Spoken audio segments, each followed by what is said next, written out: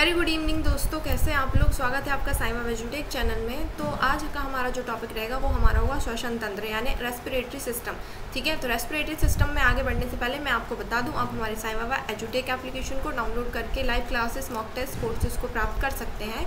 अधिक जानकारी के लिए दिए गए नंबर पर भी आप संपर्क कर सकते हैं। हमारे कोर्सेज से जुड़ी जानकारी के लिए भी आप इस नंबर पर संपर्क कर सकते हैं। हमारे टेलीग्राम चैनल से भी आप जुड़ सकते हैं और एप्लीकेशन का लिंक आपको हमारी वीडियो के डिस्क्रिप्शन में मिल जाएगा। तो चलिए हम बढ़ते हैं हमारे आज के टॉपिक की तरफ। तो हमारा जो टॉपिक है वो है हमारा रेस्पिरेटरी सिस्टम यानी श्वसन तंत्र। अब श्वसन तंत्र जो हमारा है, श्वसन तंत्र वह तंत्र होता है जिससे हम सांस लेते हैं। ठीक है, हम सांस किससे लेते हैं? हम नाक से, नोज से हम सांस लेते हैं यानी एयर को खींचते हैं अपने अंदर और लंग्स के थ्रू वो हमारी बॉडी में जाते हैं और बॉडी में जाने के बाद हमारे ऑक्सीजन हम लेते हैं और CO2 हम वापस छोड़ देते हैं। ठीक है, तो ये हमारा श्वसन होता है। अब श्वसन तंत्र जो होता है हमारा, उसमें श्वसन तंत्र को बनाने के लिए बहुत सारे ऑर्गन्स की ज़रूरत होती है। ठीक है, तो उन ऑर्गन्स के बारे में आज की हमारी क्लास में पढ़ेंगे। अब श्वसन तंत्र जो होता है वो हमारा 3 टाइप का होता है। ठीक है, तो इसके टाइप्स भी पढ़ेंगे हम। इसके बाद हमारे जो 3 टाइप्स में भी टाइप होते हैं तो वो 2 टाइप का होता है, एरोबिक और एनारोबिक। ठीक है, एरोबिक रेस्पिरेशन यानी कि ऑक्सी श्वसन और अनऑक्सी श्वसन। ठीक है, इसके बारे में भी पढ़ेंगे। और फिर नेक्स्ट हम आएंगे कि जैसे ही हमने ये सेल्यूलर रेस्पिरेशन। ठीक है, सेल्यूलर रेस्पिरेशन यानी रेस्पिरेशन कितने टाइप से होता है वो पढ़ेंगे और रेस्पिरेशन कहाँ कहाँ होता है, रेस्पिरेशन में कौन कौन सी प्रोसेस होती हैं। जैसे कि ग्लाइकोलाइसिस आप लोगों ने सुना होगा। ग्लाइकोलाइसिस की प्रोसेस होती है जिसमें जो ग्लूकोज होता है वो टूट के पायरुविक एसिड में कन्वर्ट हो जाता है। ठीक है, तो जितनी भी प्रोसेस है वो सारी की सारी आज की क्लास में हम पढ़ेंगे। तो सबसे पहले हम शुरुआत करते हैं श्वसन तंत्र से, श्वसन से। ठीक है, कि हम श्वसन कैसे करते हैं, श्वसन क्या होता है, सबसे पहले जान लेते हैं श्वसन क्या होता है। यानी हम यहाँ आते हैं, हमने कहा ब्रीथिंग। ठीक है, ब्रीथिंग की हमने, ब्रीथिंग यानी सांस लेना और छोड़ना। अब सांस लेना और छोड़ना भी 2 टाइप से होता है। सांस लेना और छोड़ना भी 2 टाइप से होता है। कैसे होता है? क्योंकि हमने ब्रीथिंग की, एक होता है इनहेल, ठीक है, इनहेल, और एक हमारा होता है एक्सहेल। ठीक है, इनहेल और एक्सहेल का मीन्स सांस लेना और सांस छोड़ना। ठीक है, इनहेल यानी सांस लेना होता है और एक्सहेल यानी सांस छोड़ना होता है। हमें पढ़ना है श्वसन, तो श्वसन में हमारा क्या होता है? सांस लेना और सांस छोड़ना। ठीक है, श्वसन में हम क्या करते हैं? ब्रीथिंग करते हैं यानी ब्रीथ, सांस लेते हैं। अब सांस लेना और छोड़ना भी 2 टाइप में होता है, एक होता है इनहेल और एक होता है एक्सहेल यानी सांस लेना और सांस छोड़ना। ठीक है, अब इनहेल में क्या होता है? जब हमने सांस ली तो हमने एयर बॉडी में हमारे क्या हुआ, बॉडी में हमने एयर ली। अब एयर में कौन कौन सी गैसेस होती हैं? तो सबसे पहले हमारी N2 नाइट्रोजन, O2 और CO2। ठीक है, तो N2 कितना होता है? 78%, O2 कितना होता है? 21% और CO2 कितना होता है? 0.03%। ठीक है, हमने इनहेल किया, क्या किया? एयर को बॉडी में यानी सांस ली हमने। अब सांस में क्या हुआ? नाइट्रोजन हमारा 78% आया, ऑक्सीजन 21% आया और CO2 जो था वो 0.03% आया। अब जब हमने ये तो हमारी बॉडी में पहुंच गया, हमारी बॉडी को उनकी ज़रूरत थी तो पहुंच गया। अब हमारी बॉडी में नाइट्रोजन की ज़रूरत नहीं होती है और कार्बन डाइऑक्साइड की भी ज़रूरत नहीं होती, हमें ज़रूरत होती है सिर्फ ऑक्सीजन की। ठीक है, तो हमने थोड़ी सी ऑक्सीजन को यूज़ किया, बाकी हमने सारी की सारी लौटा दी। तो जब हमने सांस छोड़ी तो उसमें क्या हुआ? N2 हमारा 78% बाहर हो गया। ठीक है, नाइट्रोजन। O2 जो था हमारा, कुछ हमने यूज़ किया और कुछ बाकी जो रह गया, जैसे 21% हमने लिया जिसमें से हमने 17% जो था वो वापस पहुंचा दिया और जो CO2 था, हमारे पता है हमारी बॉडी से CO2 निकलता है, तो 4% जो CO2 था वो हमने हमारी बॉडी से बाहर कर दिया। ठीक है, तो ये हमने ब्रीथिंग की यानी सांस लेना और सांस छोड़ना। अब सांस लेने में हमने क्या किया कि जो हमने एयर यानी हमने गैसेस का जो मिक्सचर हमारी बॉडी में लिया है, हमारे शरीर में लिया है, उसमें क्या हुआ कि नाइट्रोजन था वो 78% था, ऑक्सीजन था वो 21% था और CO2 था वो 0.03% है। ये आपको परसेंट पता होंगे कि इन्वायरमेंट में हमारे जो गैसेस का परसेंट है वो यही होता है। ठीक है, और इसी परसेंट से हम हमारी एयर को लेते हैं, इनहेल करते हैं। ठीक है, अब एक्सहेल में क्या होगा कि नाइट्रोजन की हमें बिल्कुल ज़रूरत नहीं होती है। नाइट्रोजन की ज़रूरत नहीं होती हमारी बॉडी को, तो हम नाइट्रोजन पूरा का पूरा वापस कर देते हैं। ऑक्सीजन की ज़रूरत होती है तो हम 4%, 2-3% हम जो 4% जो ऑक्सीजन होती है वो हम बचा लेते हैं, बाकी हम 17% को वापस पहुंचा देते हैं। उसके बाद CO2 हमारी बॉडी में खुद ही बनता है, तो हमें 0.03% हमें इन्वायरमेंट से मिलता है और बाकी जो बचा होता है वो हमारी बॉडी में बनता है, तो वो भी हम एक्सहेल के थ्रू बाहर कर देते हैं बॉडी से। ठीक है, तो ये था हमारा ब्रीथिंग, यानी कि हम ब्रीथ क्या क्या करते हैं। हमने सांस ली और हमने सांस छोड़ी, तो हमने सांस लेने में ये किया और सांस छोड़ने में ये किया। ठीक है, क्लियर हो गया इतना। इसके बाद आते हैं कि सांस, अब हमने सांस ली यानी ब्रीथिंग की, तो ब्रीथिंग के लिए हमारे बॉडी में ऑर्गन भी होने चाहिए ना, कि ब्रीथिंग करेंगे हम तो हमारी बॉडी में ऑर्गन भी हो। तो हमारी बॉडी में सबसे पहले हम ब्रीथ किससे करते हैं? नोज से, फिर वो आते हैं हमारे लैरिंग्स में, फिर आते हैं विंड पाइप में, फिर आते हैं लंग्स में। अब देखिए, श्वास नलिका और जो श्वास नलिका होती है उसी के पास में होती है फूड नलिका, भोजन की नलिका। ठीक है, एक श्वास नलिका होती है, एक भोजन की नली होती है, जिसको ईसोफेगस कहते हैं। ठीक है, श्वास नली होती है और भोजन की नली होती है। श्वास नली से हम सांस लेते हैं यानी एयर जाती है, और भोजन नली से क्या जाता है? फूड। ठीक है, इसके बारे में भी बताऊंगी आपको कि हम जो हिक्कप यानी कि हिचकी जो आती है हमें, वो किस वजह से आती है, तो उसकी जो प्रोसेस है वो भी बताऊंगी।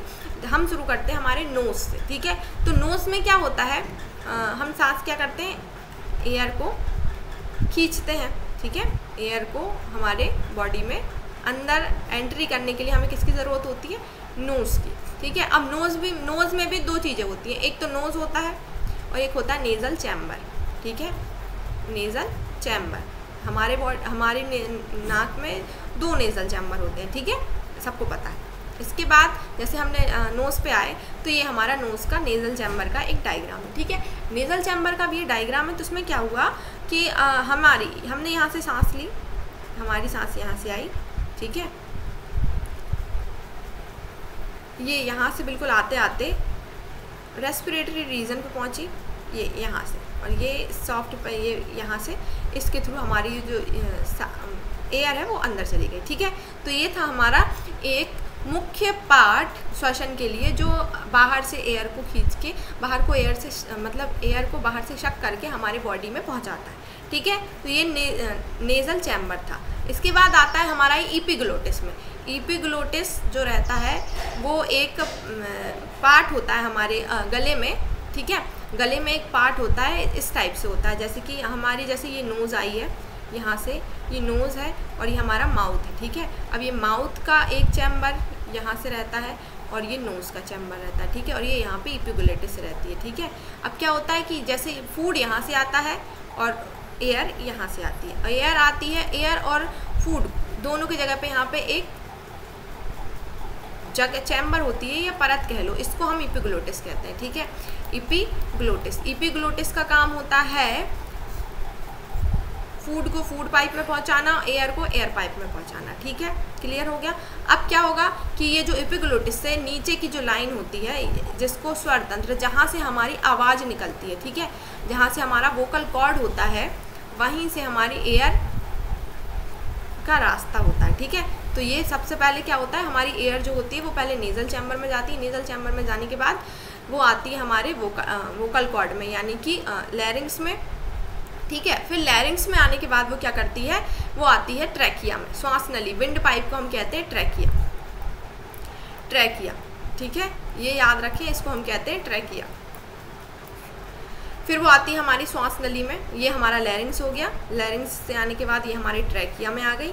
ठीक है, ट्रैकिया में आने के बाद क्या होता है कि ये तो सिर्फ यहाँ से एयर सिर्फ आ रही है, ये एयर जाने का रास्ता होता है। ठीक है, ये पूरी की पूरी एयर का आने का मार्ग है।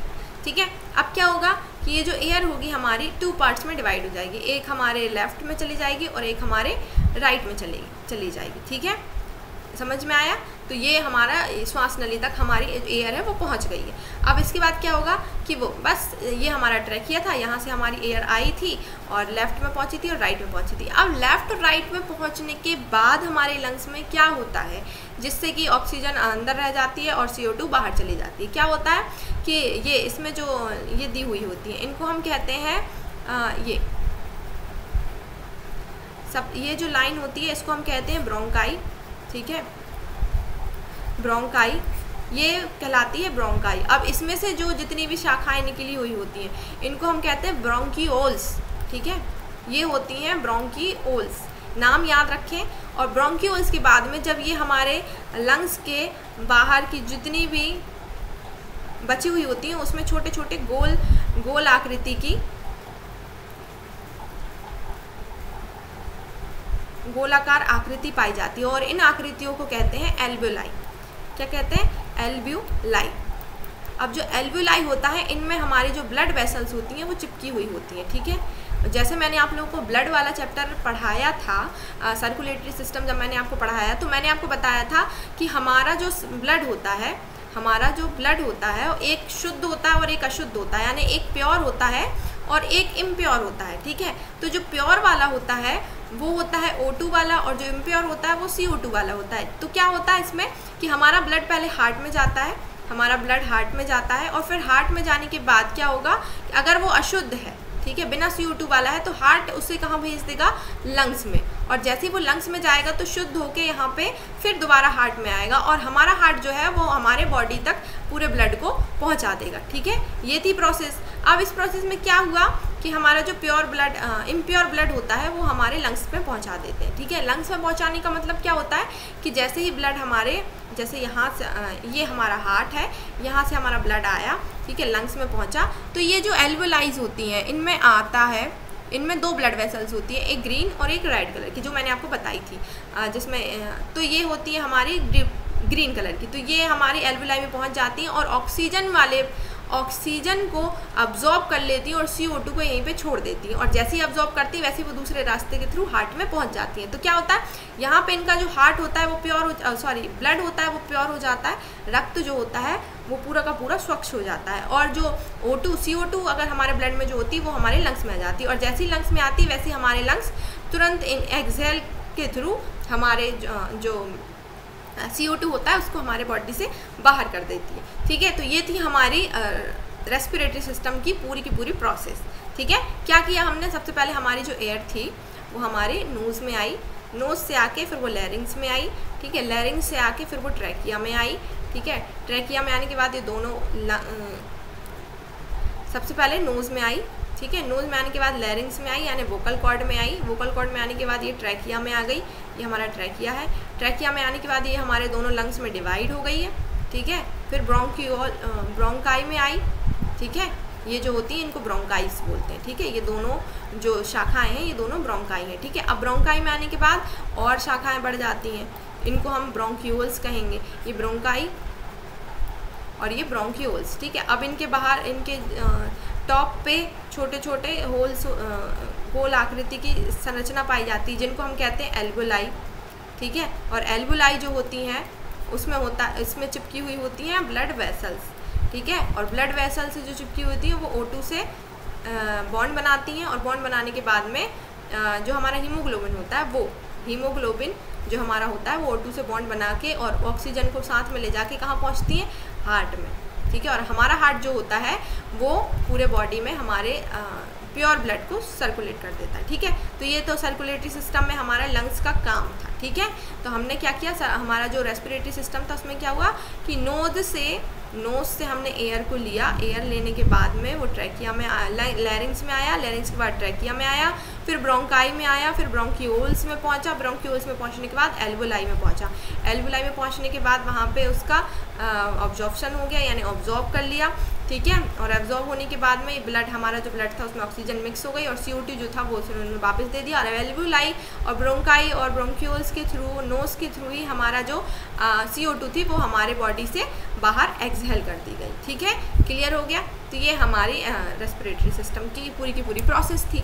अब क्या हुआ कि स्तनधारी यानी कि जितने भी मैमल्स होते हैं उनमें सांस वो कैसे लेते हैं? फेफड़ों के थ्रू यानी लंग्स के थ्रू लेते हैं, ठीक है। जितने भी मैमल्स होते हैं वो सारे के सारे रेस्पिरेशन किससे करते हैं? लंग्स के थ्रू करते हैं, ठीक है। अब मछली यानी कि फिश जो होती है, फिशेस जो होती हैं वो गिल्स से लेती हैं, ठीक है। गिल्स को हिंदी में क्लोम कहते हैं, ठीक है। वो गिल्स से लेती है, यानी कि ये जो मछली के गिल्स दिख रहे हैं आपको यहाँ से लेती है। और गिल्स से ही लेने के बाद क्या होता है, ये पूरी बॉडी का अशुद्ध रक्त हमारे गिल्स में आता है और गिल्स के थ्रू ही इनका शुद्ध रक्त होकर पूरी बॉडी में पहुँच जाता है। ठीक है, गिल्स से मसल्स में पहुँचते हैं, मसल से हार्ट में पहुँचते हैं। ठीक है, अब मेंढक जो होते हैं वो 3 टाइप का रेस्पिरेशन करते हैं, गिल्स से भी करते हैं, लंग्स से भी करते हैं और स्किन से भी करते हैं। कब करते हैं, जब हमारा फ्रॉग टैडपोल अवस्था में होता है। फ्रॉग की 3 अवस्थाएं होती हैं। ठीक है, फ्रॉग की, टैडपोल, ठीक है, एक होती है लार्वा, लार्वा में तो ज़रूरी नहीं होती, लेकिन टैडपोल, और फिर होता है वयस्क। ठीक है, अब वयस्क यानी एडल्ट। ठीक है, तो फ्रॉग में सबसे पहले जब वो टैडपोल रहता है, ये डायग्राम है फ्रॉग का, इसमें क्या होता है, जो टैडपोल होता है वो क्या काम करता है, गिल्स के थ्रू ऑक्सीजन को लेता है। ठीक है, क्योंकि वो पानी में रहता है, जो टैडपोल रहता है ना वो पानी में तैरता हुआ दिखाई देता है।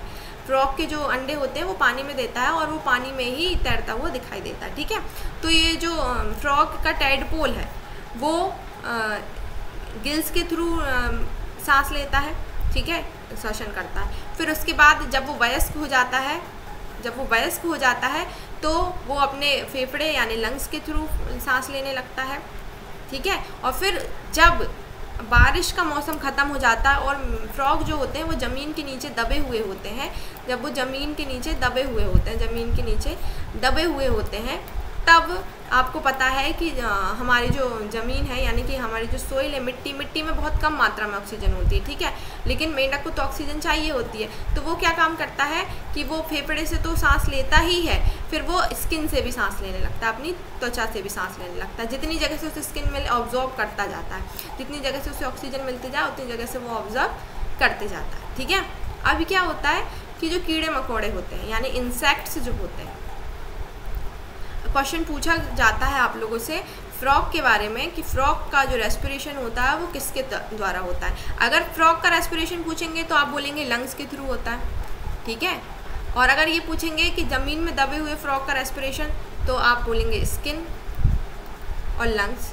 ठीक है, और अगर आप पूछेंगे कि फ्रॉग के टैडपोल यानी कि टैडपोल अवस्था में फ्रॉग का श्वसन कैसे होता है, तो वो होगा हमारे गिल्स से। ठीक है, गिल्स के थ्रू होगा टैडपोल अवस्था में। समझ में आ गया? ठीक है, अब आते हैं कीड़े मकोड़े पे।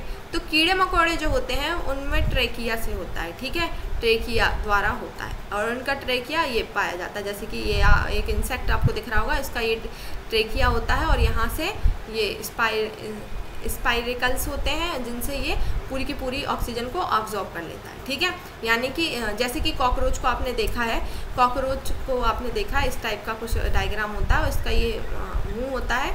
अब क्या होता है, जैसे हम कॉकरोच का और उसका ट्रेकिया यहाँ पे होता है, यहाँ से पाया जाता है। ठीक है, तो जो ट्रेकिया पाया जाता है यहाँ से वो सांस लेता है। ठीक है, अब तभी कहा जाता है कि कॉकरोच की अगर हम गर्दन काट दें तो वो 13 दिन तक जिंदा रह सकता है, 13 डेज तक जीवित रह सकता है। वो 13 डेज तक जीवित क्यों रह सकता है? क्योंकि वो भोजन की वजह से मारा जाता है, ना कि ऑक्सीजन, क्योंकि ऑक्सीजन तो उसे मिलती रहती है, लेकिन वो उसका मुंह नहीं होने की वजह से वो खाना नहीं खा पाता है। ठीक है, तो इस वजह से क्या होता है कि वो 13 दिन के अंदर उसकी मौत हो जाती है। अगर उसे फूड भी मिलता रहता तो वो नहीं मरता।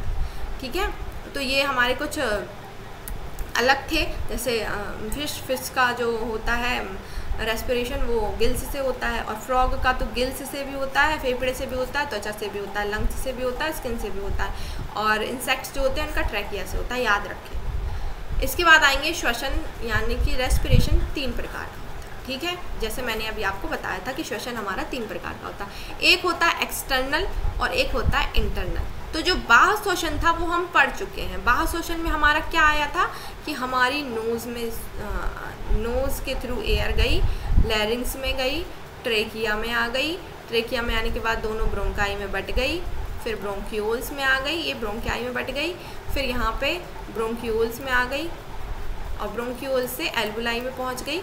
ठीक है, और एल्वुलाई में पहुँचने के बाद हमारे ब्लड में मिक्स हो गई। ठीक है, तो ये हमारा ये जो था हमारे लंग्स तक का, ये हमारा हो गया था बाह्य श्वसन, इसको हम कहेंगे एक्सटर्नल रेस्पिरेशन। ठीक है, ये हमारा हो गया एक्सटर्नल रेस्पिरेशन। अब क्या हुआ, ये तो एक्सटर्नल रेस्पिरेशन हो गया। सेकंड आते हैं कि रुधिर तथा ऊतकों या कोशिका के बीच O2 अथवा CO2 का आदान प्रदान करना। अभी हमने क्या किया, शरीर तथा वायु के बीच हमने शरीर में हमने वायु पहुंचा दी, तो वो क्या हो गया हमारा एक्सटर्नल रेस्पिरेशन। ठीक है, लंग्स तक का हमारा जो रेस्पिरेशन था वो हमारा हो गया एक्सटर्नल। ठीक है, ये तो सब लोग जानते हैं। अब इसके बाद आएंगे इंटरनल रेस्पिरेशन। तो इंटरनल रेस्पिरेशन हमारा होता है अंतः श्वसन। जब हमारा ब्लड में मिल जाता जब हमारी ऑक्सीजन ब्लड में मिल जाती है, उसके बाद क्या होता है, तो उसके बाद क्या होता है कि हमारा जो ब्लड होता है, रुधिर यानी ब्लड जो होता है वो हमारे टिश्यू और सेल्स तक पहुंचाना इंटरनल रेस्पिरेशन कहलाता है। टिश्यू और सेल्स तक पहुंचाना इंटरनल रेस्पिरेशन कहलाता है। ठीक है, यानी कि आपसे क्वेश्चन पूछा जाएगा कि इंटरनल रेस्पिरेशन के लिए यानी कि हमारे शरीर की ऑक्सीजन कोशिकाओं और ऊतकों तक पहुंचाना किसका काम होता है, तो आंसर क्या होगा, ब्लड यानी कि रुधिर में ही लंग्स में हमारा जो ऑक्सीजन होता है वो हमारे ब्लड में मिल जाता है, और ब्लड में मिलने के बाद उसका काम होता है कि ये पूरा का पूरा ऑक्सीजन हमारे पूरी बॉडी के सेल्स और टिश्यू तक पहुंचाए। ठीक है, तो ये जो पहुंचाता है तो इसको हम कहते हैं अंतः श्वसन। अब अंतः श्वसन हमारा 2 टाइप का होता है। ठीक है, एक होता है हमारा ऑक्सी श्वसन और एक होता है हमारा अनऑक्सी श्वसन। नाम सुना होगा आप लोगों ने, ऑक्सी श्वसन और दूसरा होता है हमारा अनऑक्सी श्वसन।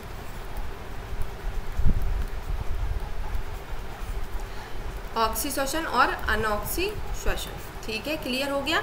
फिर आते हैं हमारा कोशिकी श्वसन। जैसे ही ये कोशिका और ऊतकों तक पहुंचा देते हैं, वैसे ही हमारी कोशिका के अंदर माइटोकॉन्ड्रिया में हमारा सेल्यूलर रेस्पिरेशन स्टार्ट हो जाता है। यानी कि माइटोकॉन्ड्रिया जो होता है वो अपने में ऑक्सीजन को ऑब्जॉर्ब कर लेता है और अपने अंदर की जो मतलब हम सेल के अंदर की जो CO2 होती है उसको ब्लड को वापस कर देता है। ठीक है, तो ये हमारी प्रोसेस थी जिसमें से हम बाह्य श्वसन एक्सटर्नल रेस्पिरेशन पढ़ चुके हैं यानी लंग्स के बारे में। सेकंड आएगा इंटरनल रेस्पिरेशन, तो वो हम पढ़ते हैं ऑक्सी श्वसन और अनऑक्सी श्वसन। ठीक है, सो मेन नाम से ये क्लियर हो रहा है एरोबिक रेस्पिरेशन और एनारोबिक रेस्पिरेशन। ठीक है, तो एरोबिक रेस्पिरेशन ऑक्सी श्वसन में सबसे मेन तो यही होता है हमारा कि ऑक्सी श्वसन में सबसे मेन यही होता है कि इसे ऑक्सीजन की आवश्यकता होती है। ठीक है, इसे ऑक्सीजन की आवश्यकता होती है। और अनॉक्सी में क्या होता है, अनॉक्सी श्वसन में ऑक्सीजन की आवश्यकता नहीं होती है। ठीक है, सबसे मेन तो हमारा यही है ना, नाम से ही क्लियर हो रहा है। एरोबिक और एनारोबिक यानी ऑक्सी श्वसन जिसमें ऑक्सीजन की ज़रूरत पड़ती है, और एनारोबिक यानी अनऑक्सी जिसमें ऑक्सीजन की आवश्यकता नहीं पड़ती है। ठीक है, तो हमारा जो रेस्पिरेशन होता है वो 2 टाइप का होता है, ऑक्सी श्वसन अनऑक्सी श्वसन, याद रखें।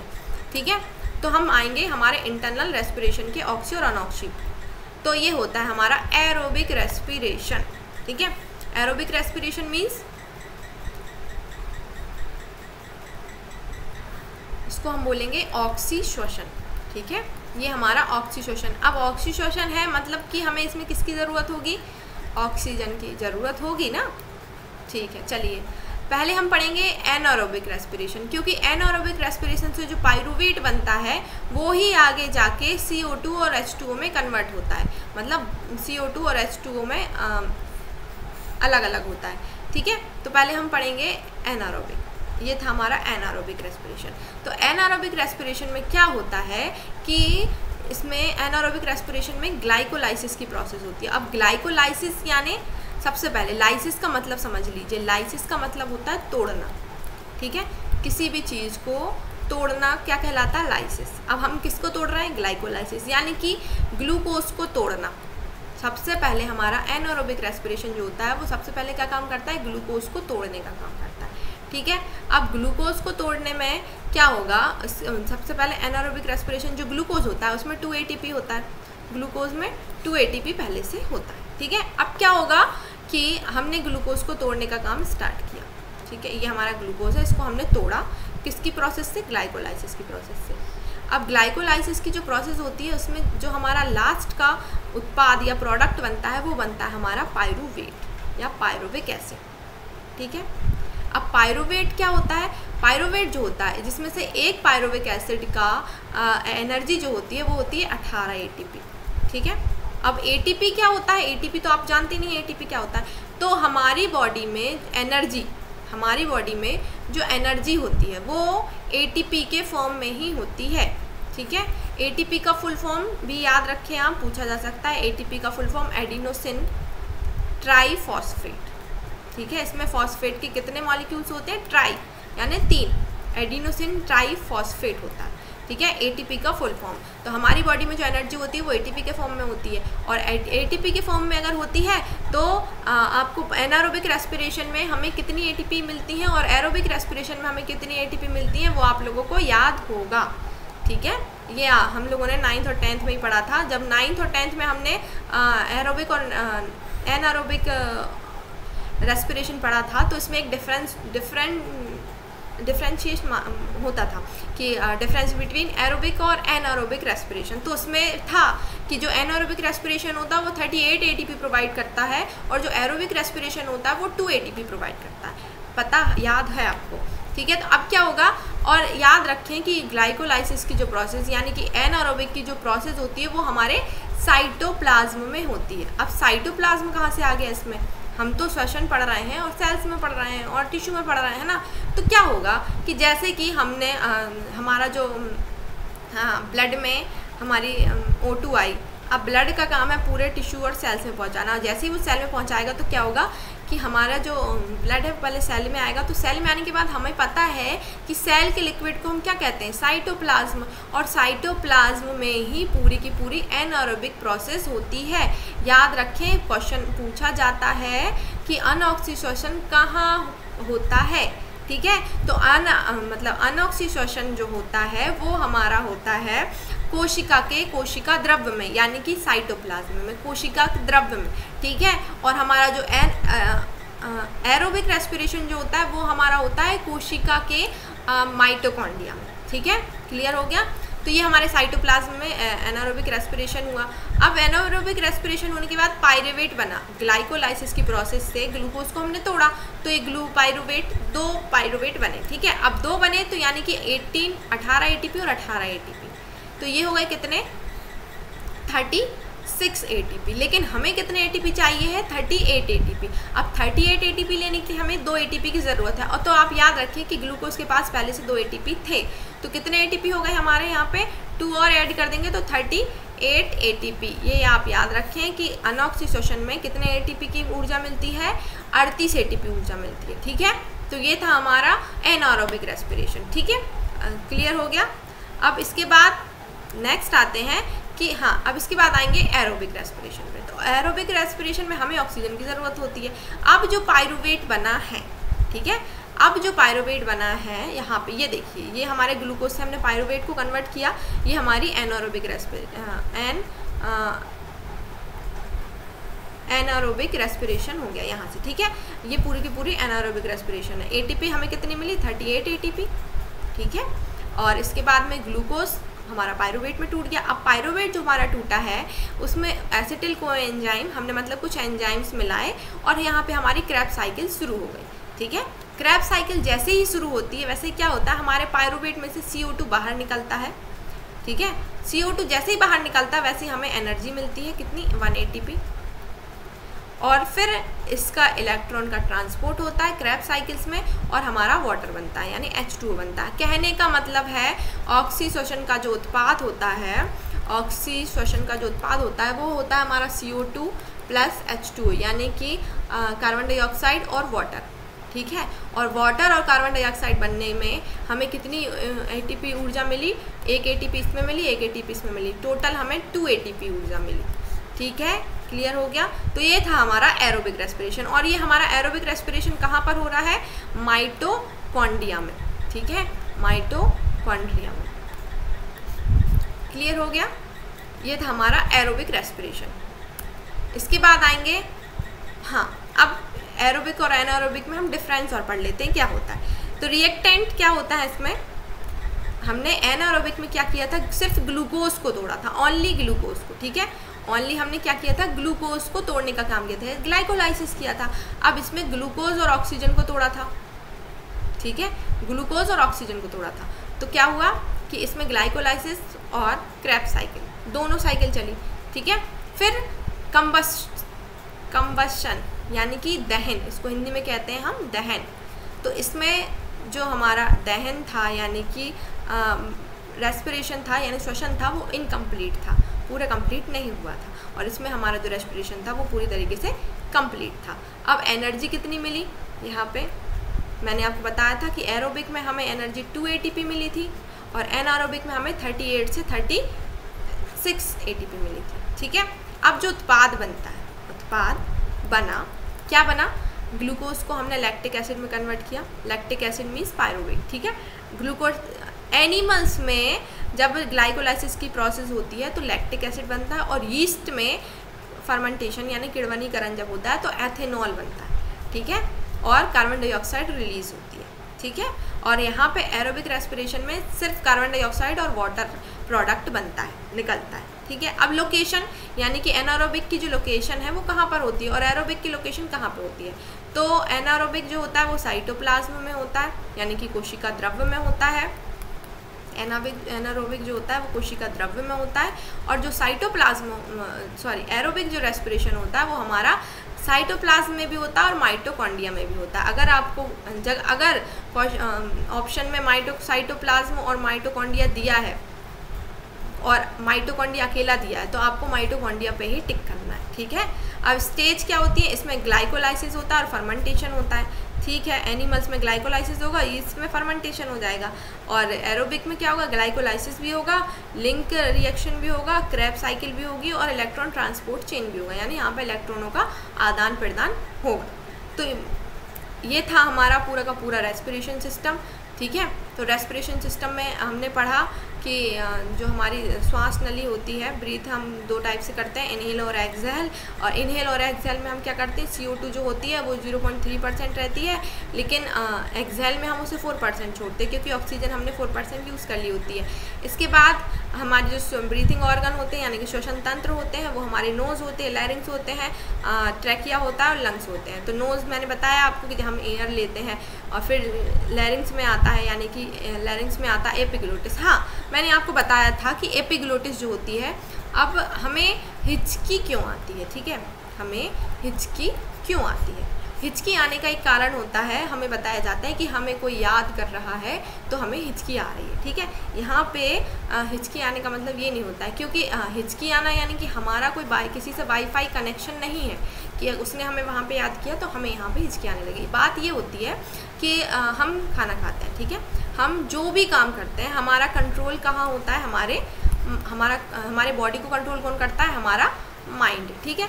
अब बात ये आती है कि जब हम खाना खा रहे होते हैं तब हम किसी को याद कर रहे होते हैं या हम किसी चीज़ के बारे में सोच रहे होते हैं या थिंक कर रहे होते हैं, ठीक है, थिंकिंग कर रहे होते हैं, सोच रहे होते हैं, किसी भी चीज़ के बारे में हम सोच रहे हैं। तो हम जब खाना खाते हैं तो हमारा जो माइंड होता है वो डिसाइड नहीं कर पाता है कि फूड को हम फूड पाइप में भेजें या एयर पाइप में भेजें, ठीक है, या एयर पाइप में भेजें।